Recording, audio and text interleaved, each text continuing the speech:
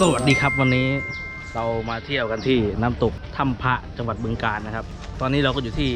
ท่าเรือที่2นะดูคนมาดิแบบว่าวันนี้คนเยอะมากครับวันนี้เรามาในวันอาทิตย์เนาะ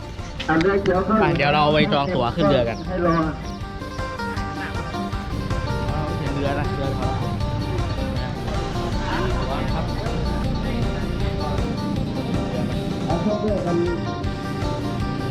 3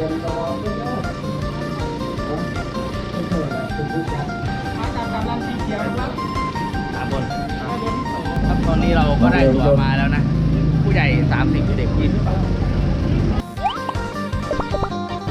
ที่นี่เราจะขี่รถไปเองไม่ถึงน้ำตกนะเราต้องนั่งเรือโดยสารไปครับ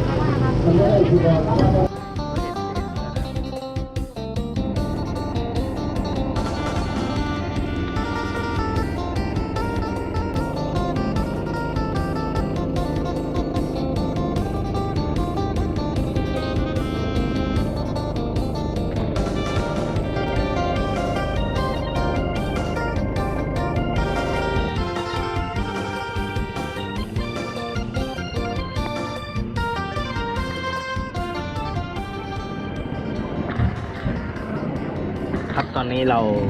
ก็ได้นั่งเรือจากท่าเรือมาถึงบันไดทางขึ้นน้ำตกนะครับประมาณ10 นาทีนะครับ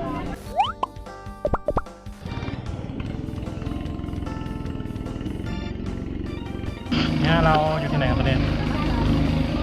อยู่ตรง ที่เราลงจากท่าเรือครับแล้วเราจะต้องเดินไปต่ออีกประมาณ300 เมตรนะครับ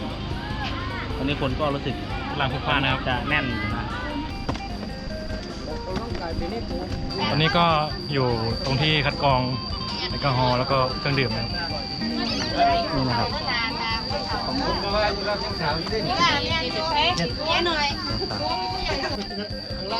ชิมก่อนนะชิมก่อนเข่งคัดดีมากเลย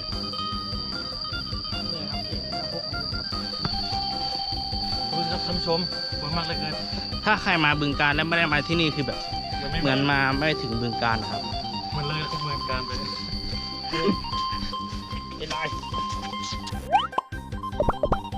ครับแล้วเราก็มาถึงปากทางน้ำตกแล้วนะครับเดี๋ยวทุกคนดูข้างหลังแบบสวยจริงนะครับ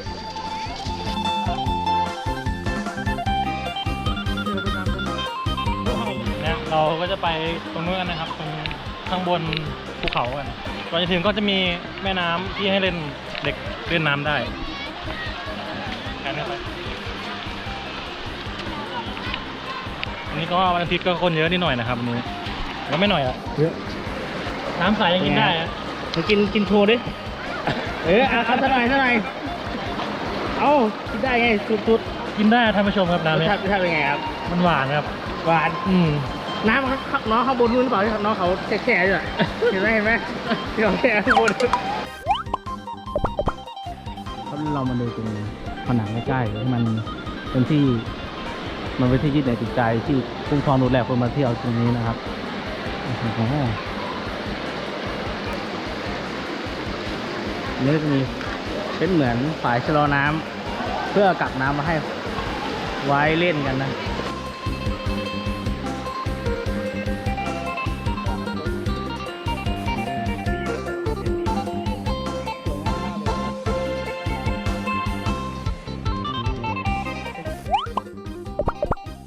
เราดูบรรยากาศข้างบนกันนะครับนี่คือชั้นที่2จะมีน้ำตกด้วยนะครับน้ำตกจากผาสูงคนก็เยอะหน่อยครับวันนี้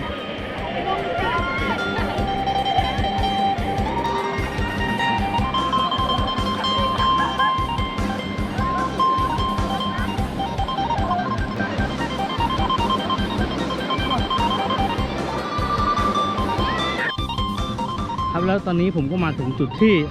ของน้ำตกชั้นที่3แล้วนะครับเห็นว่าชั้นนี้จะไม่ค่อยมีคนขึ้นมานะครับเนื่องด้วยแบบทางที่มันชันสูงและค่อนข้างเหนื่อยกว่าจะขึ้นมาได้ครับแล้วตอนนี้ผมก็ขึ้นมาเพียงคนเดียวเพื่อนอีก2 คนก็ไม่ไหวเหมือนกันครับลองดูวิวข้างล่างครับอันนี้คือ ผมยังขึ้นไปไม่สุดของน้ำตกเลยนะครับ นี่แค่ชั้นที่3แต่ผมก็ไม่รู้ว่ามันจะมีข้างบนอีกหรือเปล่า นี่ที่เราถ่ายกล้องลงไปจะเป็นน้ำตกชั้นที่2นะครับในชั้น3คนน้อยครับข้างหน้าก็คือจะมีทางไหลของน้ำไปเรื่อยๆและยังมีคนขึ้นไปอีกด้วยนะครับ แต่วันนี้ผมคงขึ้นมาถึงได้แค่ชั้น3นี่นะครับไม่ไหวแล้วต้องเดินทางไปอีกที่ต่อก็สวยครับสวยบรรยากาศดีมากเนี่ยดูตรงเขาสไลด์กันครับ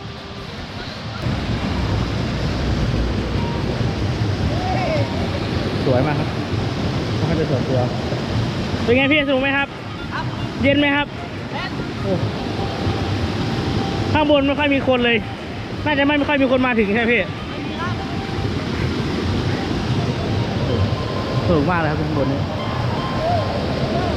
มีบ่อโอเคครับขอบคุณครับ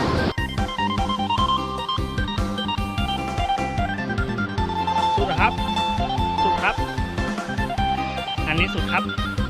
สุดจริงครับ